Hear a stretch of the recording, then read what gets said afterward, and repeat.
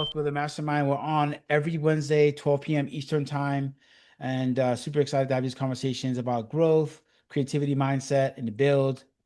As I mentioned, our guest speaker today is Mike Hvizda, owner of Hvizda Realty Group, HRG Invest, and just is full of wisdom as far as real estate, investing, growth, and all the above. So he'll be speaking shortly. But before we do that, I wanted to go ahead and just kind of shout out our page. So we're growing on YouTube. We're over 100 subscribers online.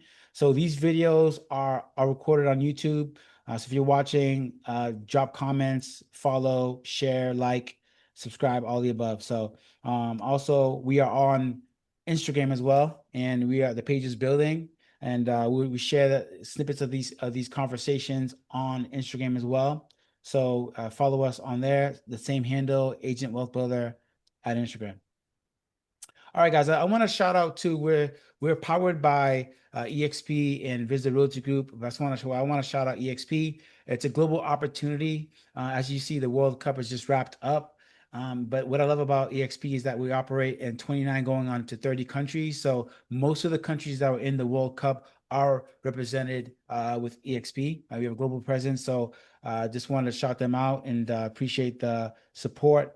There's things like rev share, referrals across the country and abroad, and it's an amazing opportunity. So EXP, shout out to them.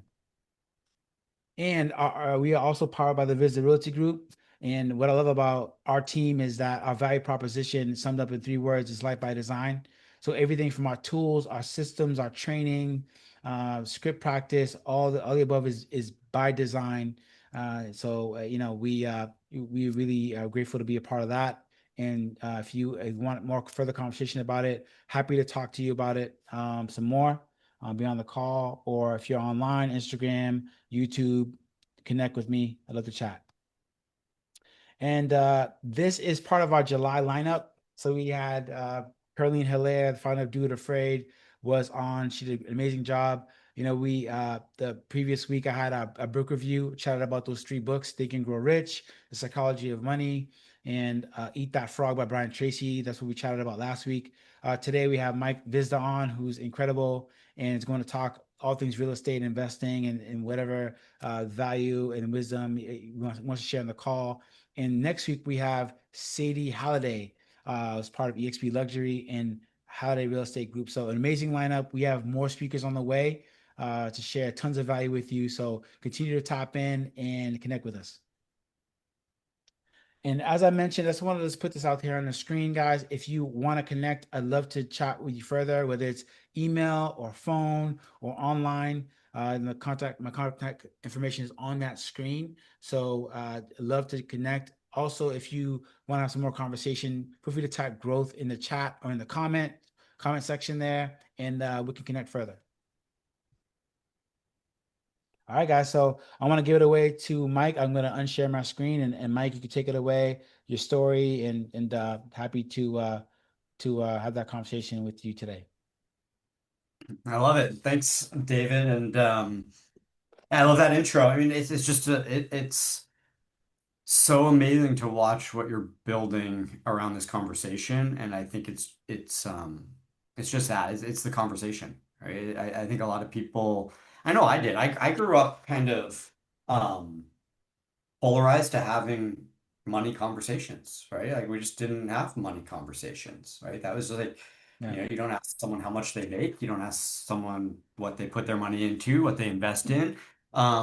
But I realized as we started networking with people that were building wealth, that people that are building wealth do talk about it, right? It is a conversation, right? We are sharing ideas, we're sharing failures, we're sharing successes, right? It's like it's so important that we're bringing the conversation um, to a place where people are comfortable, right? And they're comfortable showing up and really digging in, getting real to get right, right? I think that's kind of the one of the mottos, right? When you go from this mindset of, well, I don't know, maybe wealth building isn't for me, or maybe like I'm not the person that's going to be rich. I'm the person that's going to help the person get rich, right? It's like Yeah. it's you got to get real to get right, right? And wealth building isn't a really necessarily like exciting journey. I think the results are exciting, but the actual like process isn't super exciting. It's more of a formula. It's more of kind of slowing down and being uh, willing to have an abundance of opportunity um, and letting a bunch of good opportunities go to find the great ones. Oh, Right? okay. I think that's really what it comes to. So anyway, just I just appreciate it. I just want to give you a shout out, David, for um, just being so diligent around building this community that want to come together and have this kind of conversation. Oh, thanks. I appreciate Um, that. I think the first part is exactly what you're doing with some people that have shown some interest in, I want to get into real estate. I want to, kind of change the financial trajectory of my life and my family's life. And some of these people you're talking about that are looking to do it through real estate. Um, we always ask like, well, what's your runway? Like, what do you have for reserves? Right. And I think at first a lot of people are like, well, what do you mean? Like, I'm coming here to make money, right? And it's like, well, you can make money when you have stability and security. When you don't have stability and security, when you don't have abundance, right, you're going to choose whatever is going to stop the bleeding the fastest and whatever is closest, Yeah. right? When you're not bleeding, right, and you don't have that level of need, then you are able to live more in that abundance and process more deals to find the great deal and not just take whatever deal or opportunity is closest to you. And so what you're doing with some of these people that have raised their hands and said, yeah, like I don't have the runway, but I want to get there.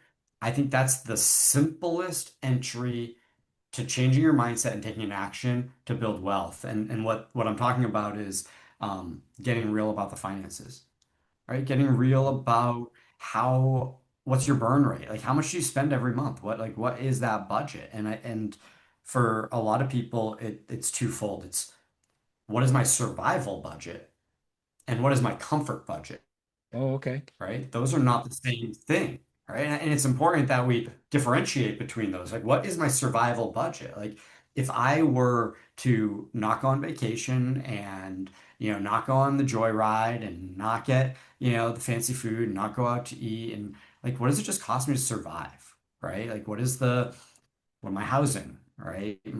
My food, my car bill, I just all the details, student loan, whatever it is, like what is that baseline? Um, and then figuring out like, can you make more? Are you currently making more or less than what that is? Now, when you're making less or you think you're making less, you're like right on that line.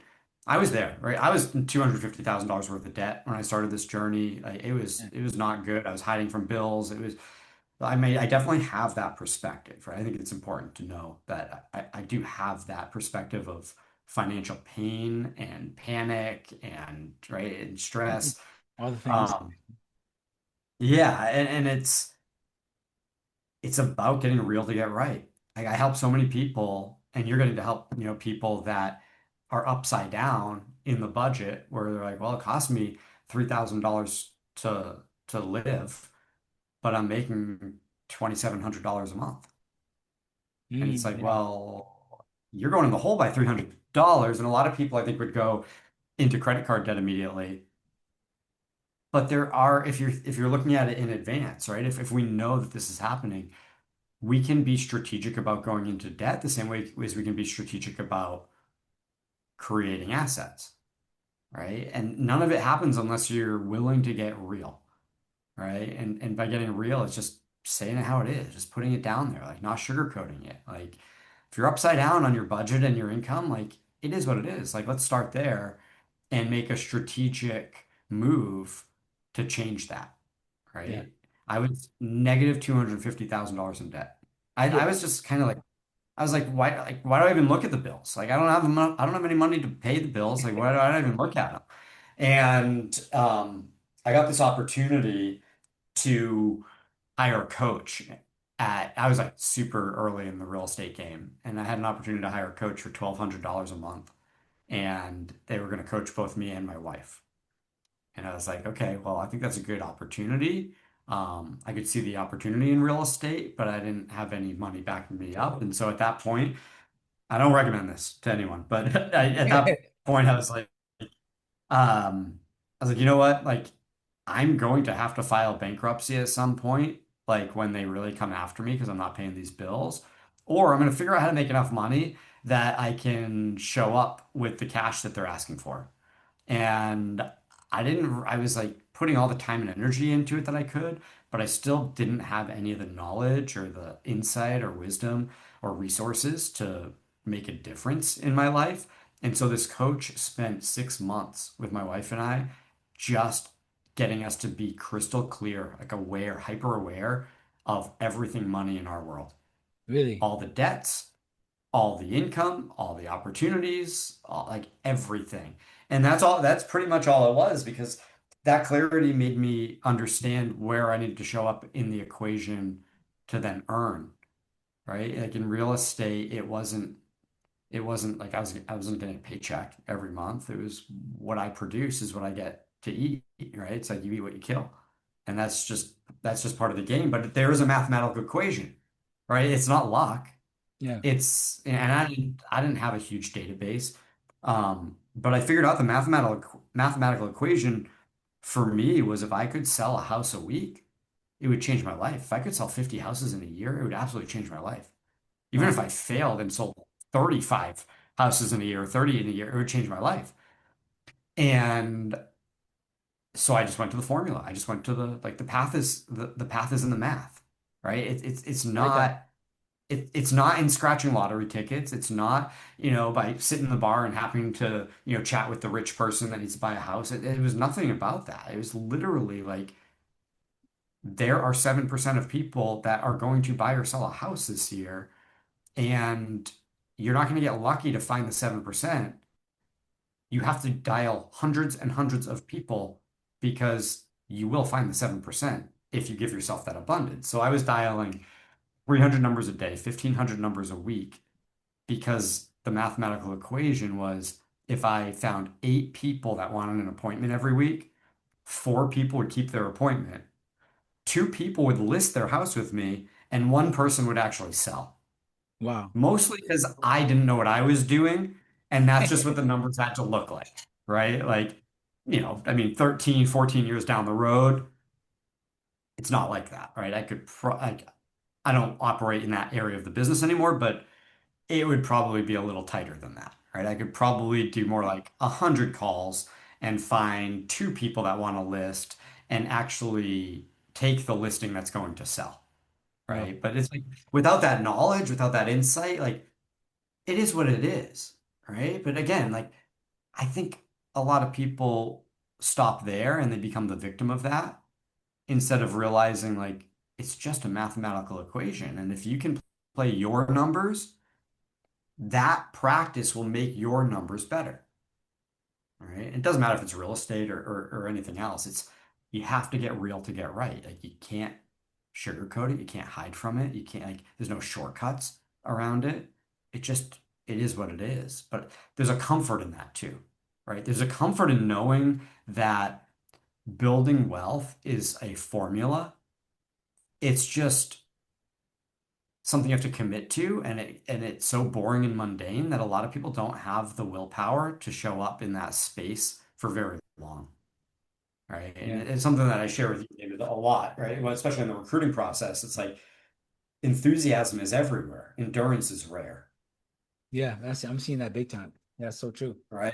Yeah. And it just shows up everywhere, right? It's like, I mean, take your like kind of said it to my brother-in-law this morning.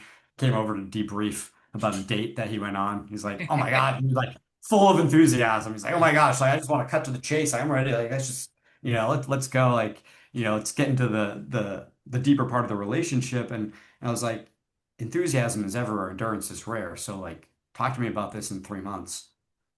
Once the newness is worn off. Right?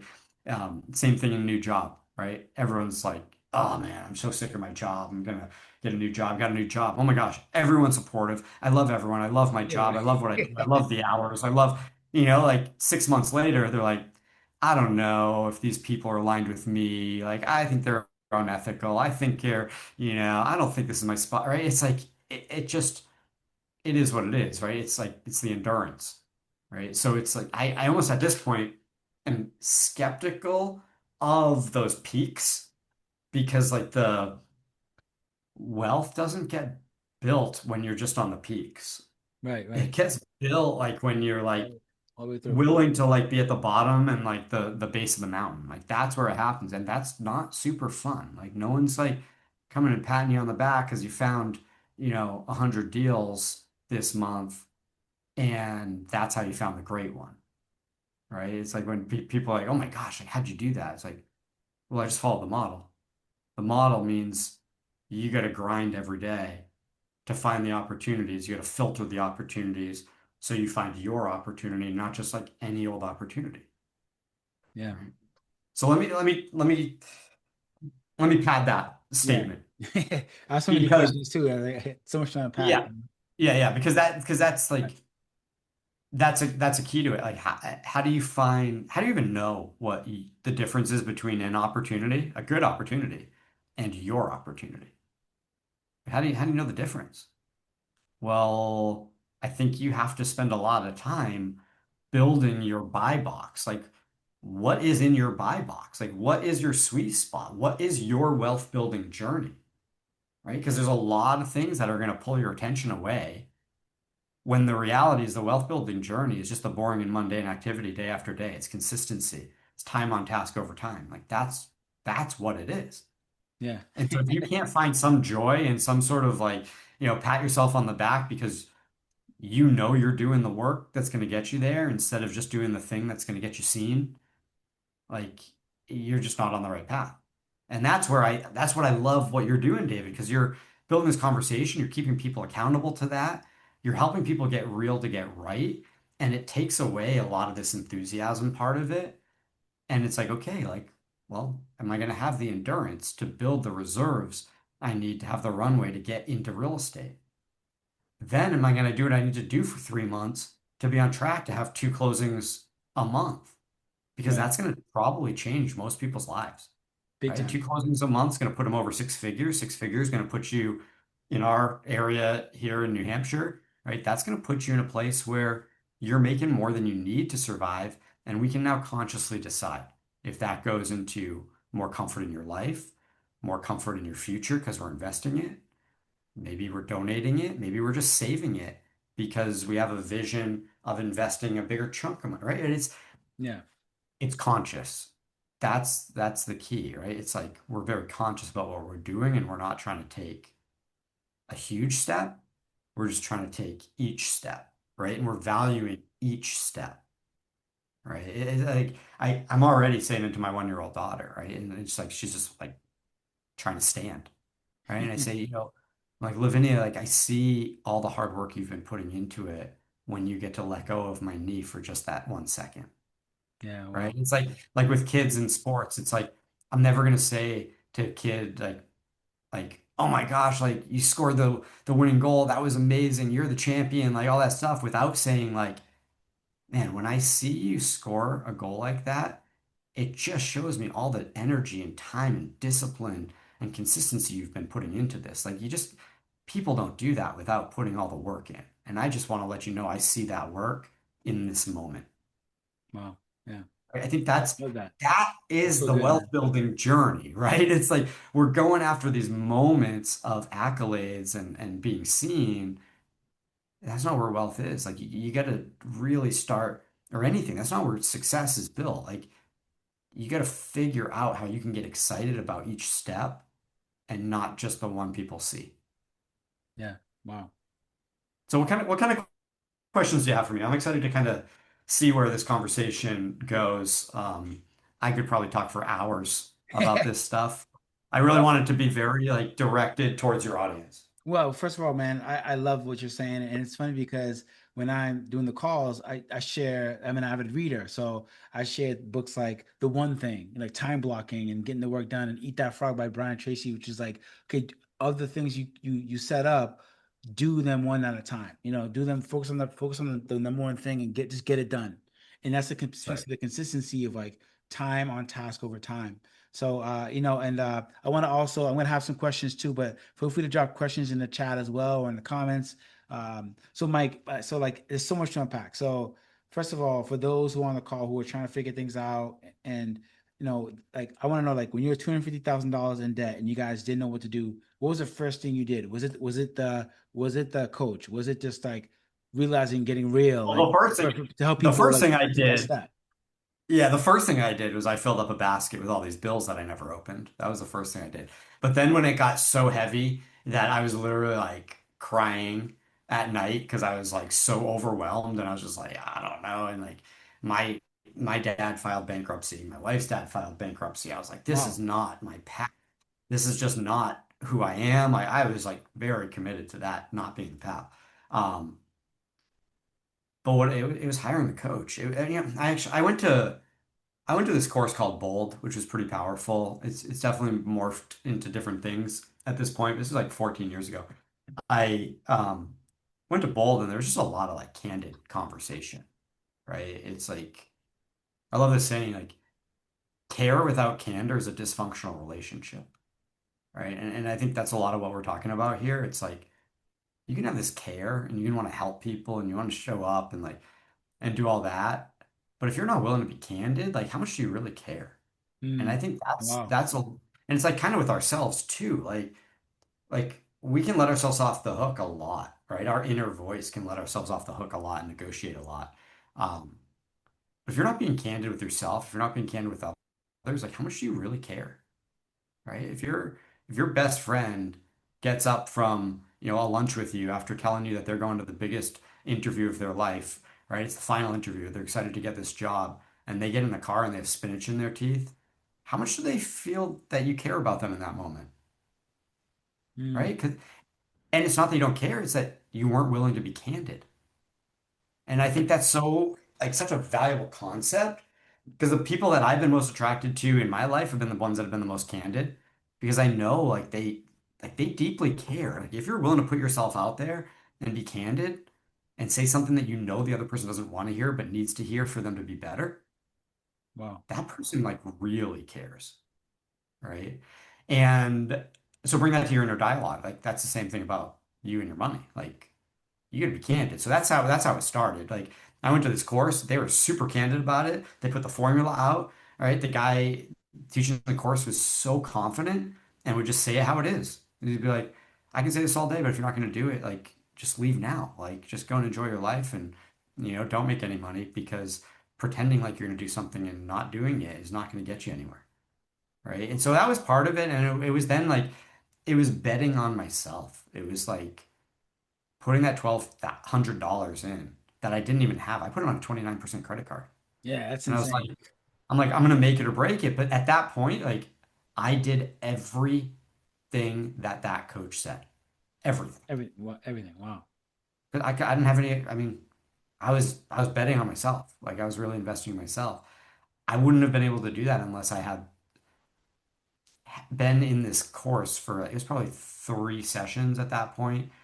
And I was for the first time having a really candid conversation with myself, right? And starting to realize like I was being a little bit of a victim. Really? How so? Like, can Like you unpack that? just kind of like woe is me, Mm. like why would someone even give me like this kind of money if then I didn't have the backing to pay it off? Like how did I get like this house? Like they like the system's screwing me over because Yeah. like I shouldn't have even been able to walk through this gate, but they let me walk through the gate. I shouldn't even been able to get the 29% credit card, but someone gave that to me, right? But it's like that's just victim. Yeah. Like it is what it is. And that is the name of the game. Like everyone is trying to overextend you so you can work for them for the rest of your life. Yeah. If you Wow. can get out of that, then you control the rest of your life. But it's a vicious cycle because if you're just going to play the victim of that, you'll never get out. And so I think that was the first part. It was like, I'm just going to be super candid with myself. It is what it is. And so that coach helped me like, this is exactly what you owe. This is your debt. These are the interest rates on it. This is exactly what you're making.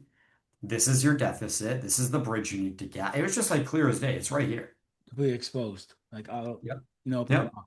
Yep. And so then I had to go and figure out like, well, how many people do I need to call to take control of this? Right. And that's like, I put 25 listings on in 3 months by doing that. And Wow. people were like, "What are you doing? Like, how are you doing this?" And I was like, "Well, it's just a numbers game. I'm just playing my numbers, right? Which are horrible. I'm not playing your numbers or someone else's numbers or the guy on stage. Like, I'm just playing my numbers." And that's what my coach said. Like, you figure out your conversions and then play your conversions. If you can do that, they'll get better. If you don't do that, like, file bankruptcy and be poor for the rest of your life. Wow. And that was And it your was, first 3 months. Your first 3 months, 25. Wow. yep, yep. And frame, it came from pain. It Mm. came from pain. I see it a lot. Like people that are too comfortable and they want to build wealth have a very hard time doing it because they're already too comfortable, Mm. That's right? huge. That's a lot in there too, because a lot of people don't even the point about just being honest with yourself and like going through the numbers and actually being real. Like a lot of folks who are on these calls are in that same space where they're trying to figure out where to go next, and how to get there. And hearing that from you and kind of where you are now is incredible, you know. And do you still do those? How do you kind of like keep that going, like even where you are now? Is it morphed into other forms of business as far as the consistency and doing that, or do you kind of like take a step back, or what do you? Yeah, it's great. Yeah, it's a great question because I think the other part of it is you get to build a relationship with yourself around what is enough, Okay. right? And I think to figure out what is enough, you have to make a list, a long list of everything in your life that you'll never have enough of, right? Because it's like when I was asked like, so what is enough? I was like, I don't know. Like you looking like 1 million, 3 million, like 5 million? I don't know, like $7 million. That's gonna like make $300,000 a year, so I can do anything I want. Like, but that's like it's a slippery slope because like there really isn't like, oh, what is enough? Like I'll just never like, but then you're gonna compromise your quality of life if you just grind it for money and there's no connection there. So when you ask yourself the question the other way, what will I never have enough of? Then the really important things come up. The things that you're never going to compromise time for money around, like I will never have enough snuggles in the morning with my daughter. I will never have enough date nights with my wife. I will never have enough vacations with my family. I will never surf enough waves. I will never mountain bike enough days. I will never have enough, adventures in my camper van. I like you got to like really build that relationship. Like, what are truly the things in your life that are unique to you that you will just never have enough of? Because when you start to get into, you move from um the survival budget to the comfort budget, you got to start to balance these out, right? And so those are the things that drive me now, right? It's like, how do I have more abundance in those things that I'll never have enough of, right? So then it starts moving from active earning to passive earning, Yeah. right? Because now, like, and I think everyone at the beginning of their life is on the end of the spectrum where like you will compromise all of your time for money. Hmm. And then later in life, you'll compromise all of your money for time. Yeah. Yeah. But it's not a switch. It's not like you don't just switch it on and off. It's not like, oh, I'm 65 years old. Now I'm going to take all my money and buy my time back. It's Yeah. like there's like a it's like a meter, right? There's like it's like this process. So as you move from above your survival budget, then it starts to be like, well, what are some of the things that you want to use your money to buy your time back, right? And that's usually a leverage conversation, right? And it typically shows up for people where, well, let's get real to get right again. Let's figure out You really get right. like what is your hourly rate, right? If you're making $100,000 a year and the average American works 2,000 hours a year, then that's the math brings that down to $50 an hour. If you're working like that normal, right? Now, most real estate agents aren't doing that. They think they're working all the time, but you're not working during Thanksgiving. You're not really working during Christmas and New Year's. That's already 3 weeks, Hmm. right? So we're already down to Yeah. 49 weeks, right? Then you have vacation, then you have, a sick day, and you have, and it's like by the time it's not 20, it's not 2,000 hours. But for the sake of the conversation, let's go with the 2,000 hours Okay. and $50 an hour. So if you're doing that, if you're doing a lot of things in your life that you could pay someone less than $50 an hour, that's you got to start that conversation of like how do you move this from like I'm going to compromise all of my time for money to now I'm going to be a little more strategic and I'm going to compromise my time when I can make $50 an hour or more. And when I'm throwing the trash or I'm mowing the lawn or I'm cleaning my house, like, and I could pay someone else $25 an hour to do that, maybe I should do that and use those hours to make $50 an hour, right? So then you move further into that, and now you have your comfort budget. You're earning your comfort budget. Part of that comfort budget includes putting money away for investing. You're starting to build investments. And now it starts to switch, and you're like, well, how could I earn money while I'm not working? Right? How do Mm, I start to make the money work for me? Right. So it's just, I think it's just an organic, natural progression that as long as you are building the relationship with yourself, right? It's by far the most important relationship you ever build is the one with yourself. And mm, unfortunately, I find a lot of people's struggles in life are because they've never actually taken the time to build a relationship with themselves.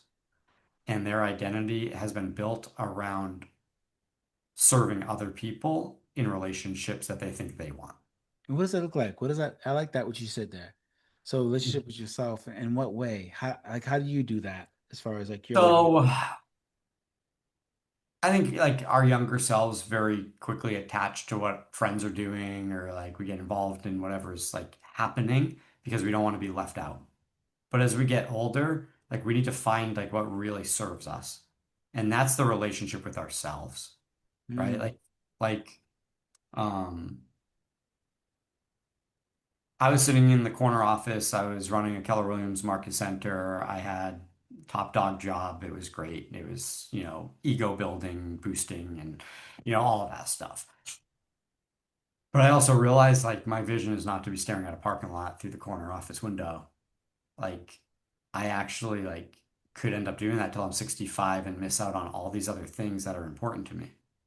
Right? That's what I mean by building the relationship with yourself. I spent a lot of time thinking about like, I don't know if I'm gonna want to like really go deep into like camper van life, but I would regret not having had the experience for my whole life if I didn't at least touch that, mm, right? Like that was something just for me, right? That's like super, like that was personal for me. Like I had this desire to do that. Um, and so it was like through that, like building that relationship, I had to decide like and at that point I was getting a lot of opportunities because I was in this position, right? It was very much a positional leadership role. I was getting a lot of different opportunities, and that was like that moment where I was starting to build that relationship with myself and what I truly value myself. That helped me differentiate between an opportunity and my opportunity, wow. right? And I realized at that point in my life, like my opportunity was remote working and more money than I was making before.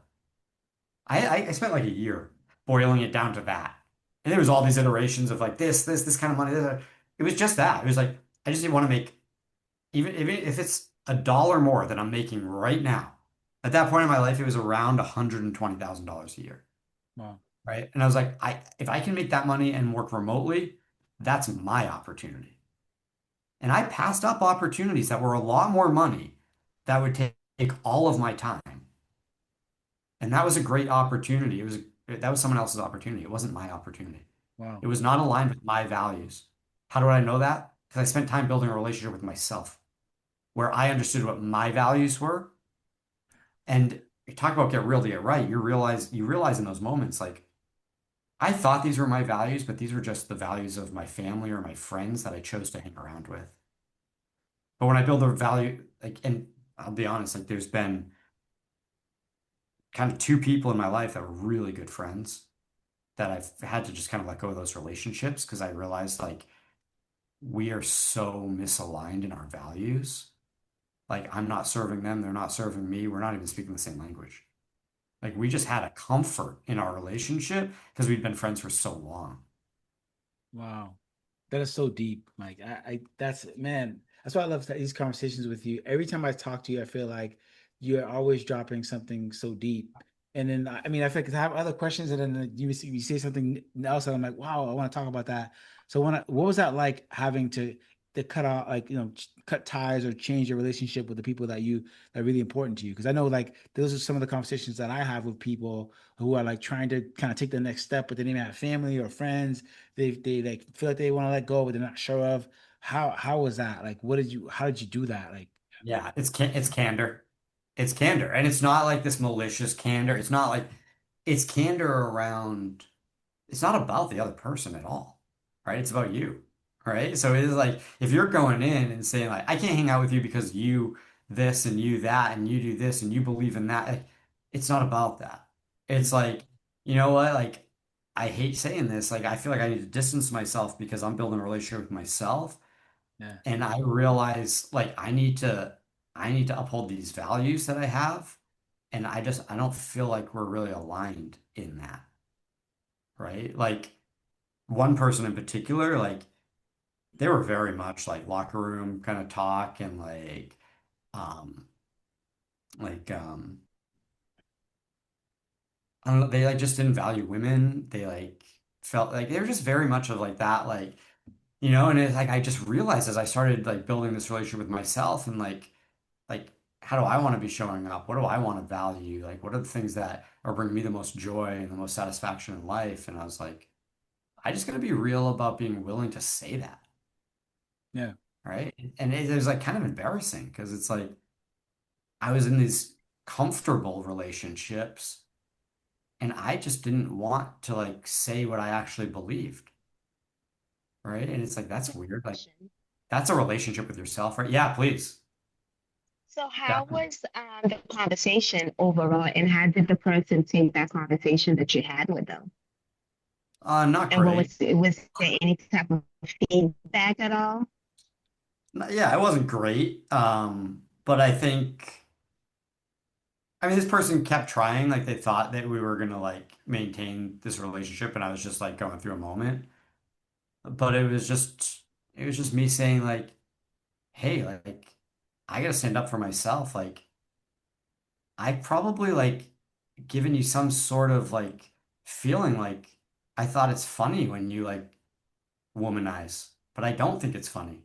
I don't think it's funny when like we joke, like that's not who I am, but I think I've kind of like I'm guilty. Like I never said anything, and if I don't say anything, then you just assume that I'm on board, right? It was just kind of like that. It was more of like I want to talk to you because I want to be candid with myself, not I want to be candid with you. I'm not trying to change. I wasn't trying to change them, right? It was me just being like, hey, like I just want to be really frank with you. Like, I think I'm going to start distancing myself from this relationship because I'm realizing like I just have values that I have to like kind of step to the side from when we're hanging out. And that was it. That Wow. was it. And like we kept on like it was like cordial. Like we weren't like it's over. Like but now it is kind of like I don't comment on Facebook. I don't, I don't know. Like it is what it is. Right. But Wow. I think it organically happened because now we weren't just in this comfortable relationship that was just like, 20 years old from, junior high. It was like we're like in a real relationship around like, well, I like this is just who I am. Yeah. Right. And I'm not gonna like go to the bar and have a conversation with you and just like ha ha ha ha ha and just like keep my thoughts to myself. I'm just gonna like say like I mean, I don't want someone else to overlook this conversation and think that I'm believe in that. Right? That's kind of like, and that's what I just like came to myself. I was like, whoa, like, what am I doing? Like, why am I not willing to be candid with myself and others around what I believe in? I mean, but you got to do the work first, right? That's not just like a feeling of like, oh, like you got to do the work. There's this deck that I gave to someone, so I don't have it, but I have like these cards that were the ones that are not part of it. There's nothing on these. But it's this core values, and there's all these cards. They have all these core values. And I've spent a lot of time. It's from the one thing. You can buy it on Amazon. They're like $9 or something like that. And just going through and just really having that relationship with yourself. Like, oh, I love all these values. And then what are the top three that those nest into? Like, what does that look like? Mm. Right. And then just started like build that relationship. It just makes things clearer. And then you start having conversations with the people you care about around those things. And I think that starts to expose it. And frankly, like this one particular person I'm talking about, like they weren't very comfortable with me talking about my values because they didn't share those values. Wow. It started to be obvious to them too. They're like, oh wait, now that you mention it, like, I don't know, like maybe we're not like aligned anymore. Wow. And Right? it's Like, amazing. Oh, sorry. no. And I love how Go like ahead. you had the courage to, I guess if I could find the right word, to be able to have that conversation with someone you love and seeing how like that weight is kind of like in a way may have been lifted from your life to be able to design the life that you want. And I guess one thing that like people may not know is that you and Ryan spend 6 months out of the year in Barbados and 6 months in New Hampshire. I mean, how did all that happen from like kind of changing the relationships to kind of like the relationship with you as well and kind of like how did that lead to sort of like designing your life in that way? Was that something that happened from the beginning when you had when you were in debt, or did that kind of evolve as your career built as far as like the life that you want and in your relationship with you? Yeah, I was talking about this yesterday with someone, and like there was this moment that I had heard enough people say on vacation, like, time to go back to reality, right? I mean, we've all heard this, right? You're Yeah. like, you're on the beach, under the palm tree, swimming in the ocean, like, oh, 3 days, so you have to go back to reality. And for some reason, I had like heard it just one too many times, and my brain just was like, but what about all these other people that aren't like, this is home. Like, they're not going home. Like, this is reality. And then it just like clicked. And I was like, well, reality is whatever we make it. Like these people are like, this is like, I love this. This is a thought terminating cliche, right? This is from this book, Cultish. Cultish. And yeah, and it talks about thought terminating cliches. We have this everywhere, right? Like, you know, the little kids crying, and you're like, you're okay, it's okay, it won't hurt later, like all this stuff. And you're like, those are just cliches that terminate all other thought, right? Or like, um, there's so many things. Like someone's like, oh, like, man, I'm really struggling today. And someone says, like, well, at least we can be grateful that the sun's shining, right? And you're like, you're not actually showing up for me at all. Like you're just trying to terminate any future thought I have, right? And so I think that's what that is. Like time to go back to reality. Like people use that and people like have these language patterns that are shutting their brain off from elaborating on that thought.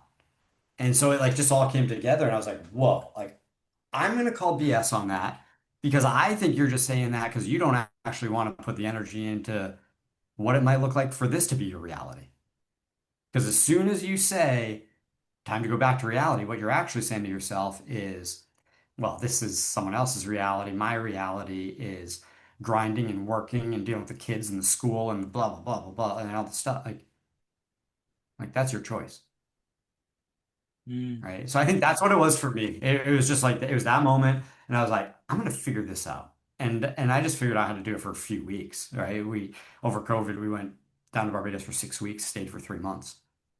Right? Because then I was like, why would I even go back home? Like I can, right? That was a huge catalyst for it.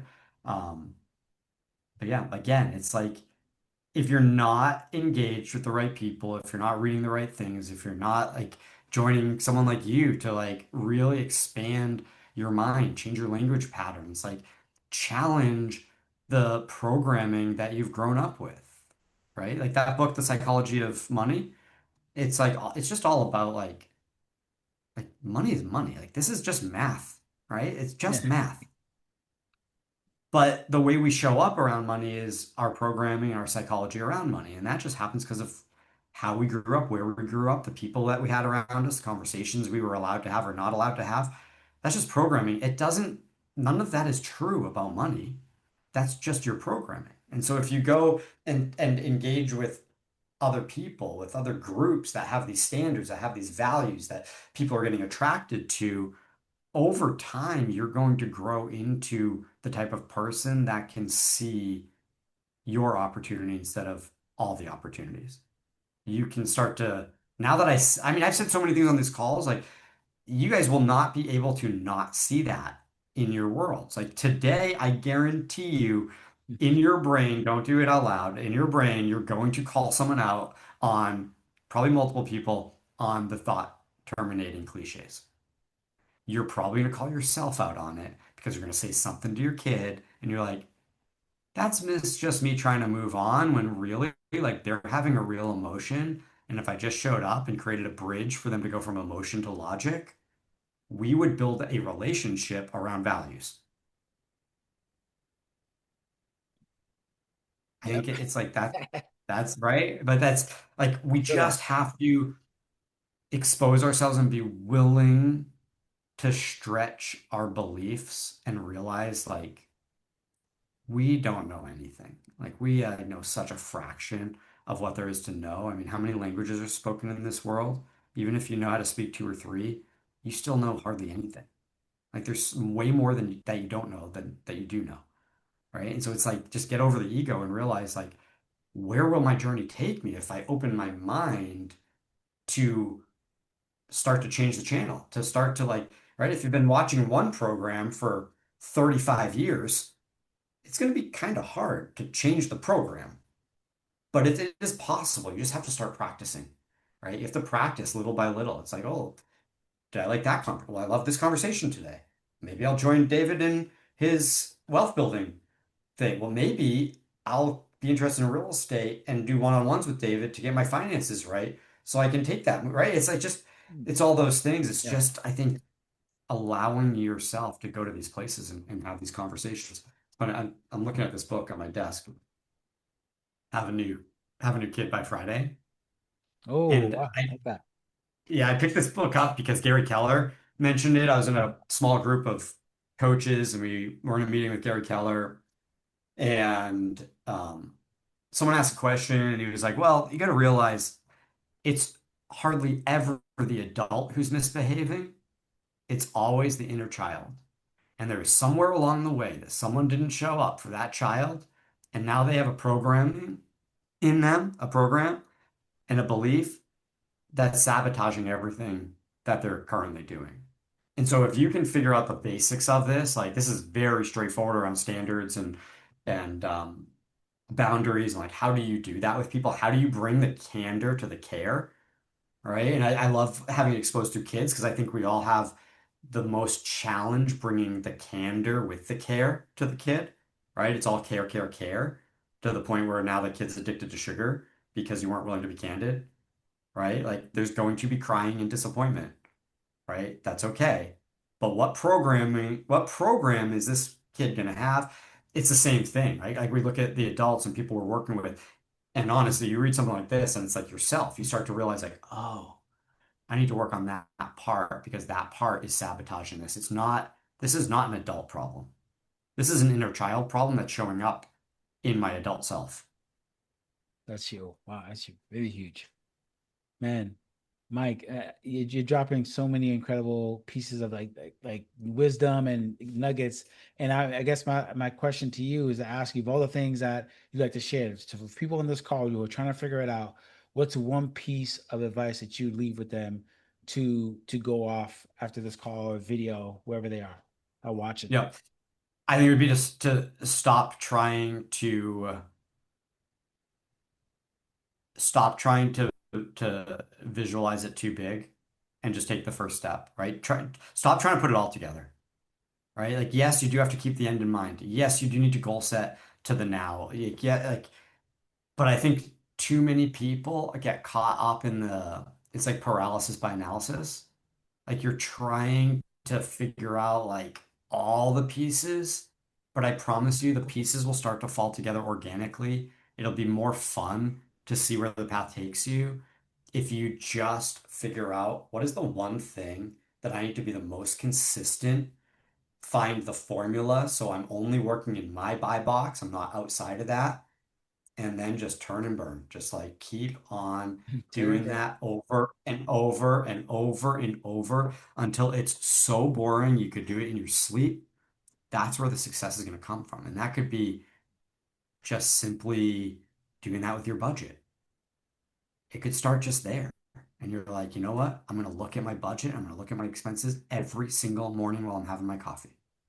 Maybe that's it, but it changes the programming. Maybe it's, I'm going to stop thinking about getting into real estate and I'm going to get into it and I'm going to give myself a 3 month runway, right? It's like, just figure out the smallest thing that you can do that's going to have the greatest impact because you're putting time on task over time, right? There's no shortcuts. It doesn't really matter where you start. You just have to be consistent so that consistency can open your mind to the next phase, right? It will tell you what the next opportunity is. Wow. Mike, man, as always, man, and my conversations with you just remind me of the difference of like folks who just have like, just like mastery or just sort of like have done the work for so long. I mean, tens of thousands of calls and all the work you've done. You see the culmination of that and just everything you say. So super grateful to have you on the call and for everything you shared. And I really appreciate you, man. And thanks so much for your time. It's truly my pleasure. I'm super passionate about this. Yeah, Anyone that truly wants to make a difference and is willing to get real to get right, like I'm more than happy to get on a 10, 15-minute call and really help them figure out like where do you need to plug in to do that. And I just like helping people. Like it's never going to be about like, oh, join us. You got to join real. It's not about that. It's like you got to get real to figure out what your journey is. If we can be a part of that together, great. If we're not, great. But if someone is truly committed to that journey and they're willing to do what it takes, that's exciting, right? The endurance is more exciting than the enthusiasm. And so I just want to be a resource to anyone that wants to show up in that space. absolutely. And if you guys want to connect, guys, feel free to reach out to me, and I'm happy to make that introduction and connection on the call. So once again, guys, I just thank you for your time and looking forward to more of these conversations. All right. Thanks so much, David. I'm like, thank Thank you. you. You guys. Bye. See it. Bye.